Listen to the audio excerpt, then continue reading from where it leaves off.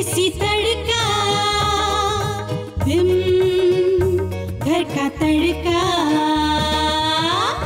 Welcome bank. Break के बाद बहुत बहुत स्वागत बा विम घर का तड़का में। आज हमरा साथ वाली कुकिंग में एकदम एक्सपर्ट आभा गोयनका जी। ब्रेक से पहले देसी छौका में बनौली, सेहत से भरपूर और स्वाद में एकदम जबरदस्त कच्चा पपीता के खीर। और अब हमनी के आ गई नहीं जा हमनी के सेगमेंट जेकर नाम है किचन क्वीन की पसंद।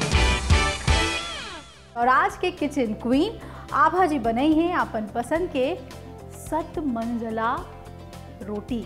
ये खास का बा रोटी के ये बताई। ये रोटी के खासियत ये बा कि एक रोटी में 8 तरह के फ्लेवर आई। चलिए अभी हमने के थोड़ा सा कॉन्सेप्ट क्लियर कर देले बानी, लेकिन एकरा के बनावे खातिर का चीज़ के ज़रूरत पड़ी ये सबसे पहले नोट कर लिया जाओ। काहे कि 7 मंजिला में 7 तरह के स्टफिंग हुई, काफ़ी सारा मटेरियल पड़ी। तो कॉपी पेन लेके ध्यान से लिख ली कि का सामग्री के ज़रूरत पड़ेला ये 7 मंजिला रोटी बनावे खातिर। बताएं आभा जी। एक खातिर हमनी के आलू के मसाला चाहिए, मटर के मसाला चाहिए, मूंग दाल के मसाला चाहिए और बीट जिसमें आयरन बहुत होखेला, और इमली की चटनी, हरा चटनी, हरा धनिया, हरी मिर्च और अदरक। एकरा खातिर सबसे पहले जो आटा लेवल जाई उमें थोड़ा घी डाल के गुथल जाई, थोड़ा मोयन चाहिए उमें। एकरा के गूंद के पहले से ही यहाँ पर रखल बा, तो का थोड़ा देर पहले ही एकरा के गूंदे के बाद रोटी बनाए के आधा घंटा पहले आटा गूंद के रख लेवे के। मतलब तुरंत आटा गूंद के हमनी के ना बना सकते, ना मुलायम ना बनी। तो चलिए एकदम देर ना कर जाओ, आभा जी शुरू करें। एक खातिर सबसे पहले हमनी के 8 रोटी बेले के पड़ी। ठीक। रोटी के लोई थोड़ा छोटा होई ताकि पतला पतला रोटी बेले के जी।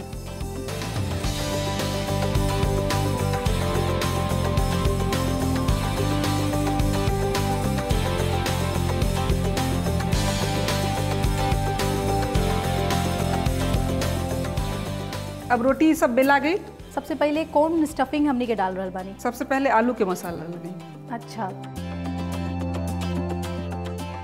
और ये आलू भी बहुत अच्छा से मैश कर लिया। हाँ, तो मैश चाहिए, एकदम पातल चाहिए में। ज़्यादा मोटा हो जाए तो रोटी के अगर मोटाई ज़्यादा हो जाए तो भीतर तक सिक ना सके। अभी आलू के मसाला लगा के बाद एक पर एक रोटी चिपका देवल जाए। अब एक पर मटर के मसाला लगा,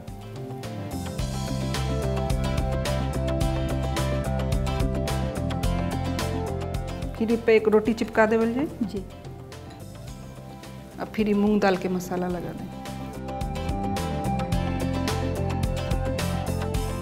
जब ये मसाला लगावल जाए तो ये विशेष ध्यान रखे के बा कि एक रंग पर दूसरा रंग के समान आई, तब वो लेयर में अलग अलग दिखी। मतलब कंट्रास्ट रंग जैसे। हाँ, जैसे आलू के मसाला के बाद अगर हमनी के दाल के मसाला लगा देती, हाँ, तो दोनों पियर पियर लौकित। पियर पियर लौकित, हाँ। तो ओकरा बाद हरा डालल गई, फिर पियर दाल के, और अब हमरा लग रहा बा कि बीट के नंबर बा।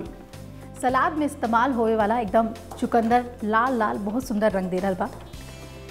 अब इस पर धनिया की चटनी लगाएं।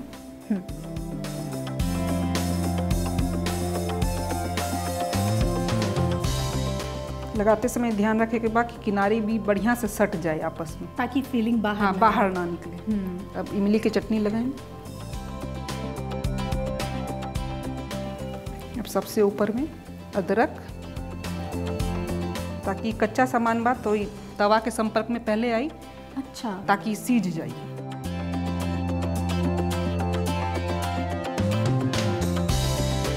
आठ रोटी के इमारत जौन बा वो अभी तैयार बा, बस अब सिके के पके के इंतजार बा।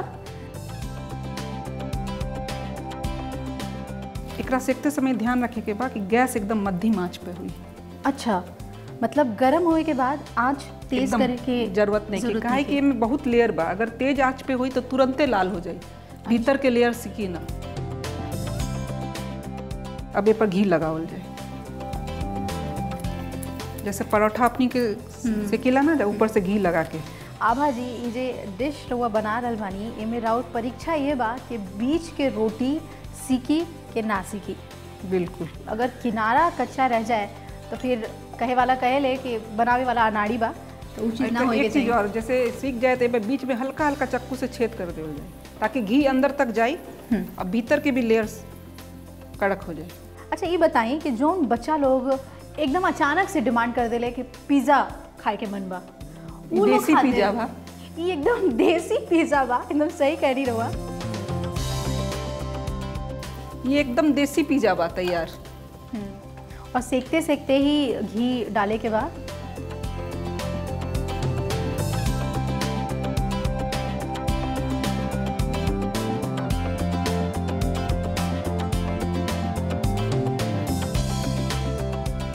अब देखिए पूरा तरह से तैयार हो गई बा। बहुत बढ़िया, एकदम करारा, गर्मा गर्म, बेहतरीन खुशबू, दीवाना बनावे वाला, पागल बनावे वाला। अभिलाषा ही हमार दावा बा कि केहू के घर में अगर एक बारी बन जाई तो हरदम बनी। 7 मंजिला रोटी बनावे की विधि। 8 रोटी बेल ली। पहला रोटी में आलू के मसाला लगा के एक रोटी चिपकाई, ऊपर मटर के मसाला लगा के दूसरा रोटी चिपकाई, ऊपर मूंग दाल के मसाला लगा के तीसरा रोटी चिपकाई। ऐसे ही बीट, हरी चटनी, इमली की चटनी, अदरक, हरा मिर्च, धनिया पत्ती डाल के अंतिम रोटी चिपका के इमारत बना ली। अब एगो तवा के गरम करके रोटी डाल के घी से पराठा नियन धीमी आंच पर सेकी और सर्व करी।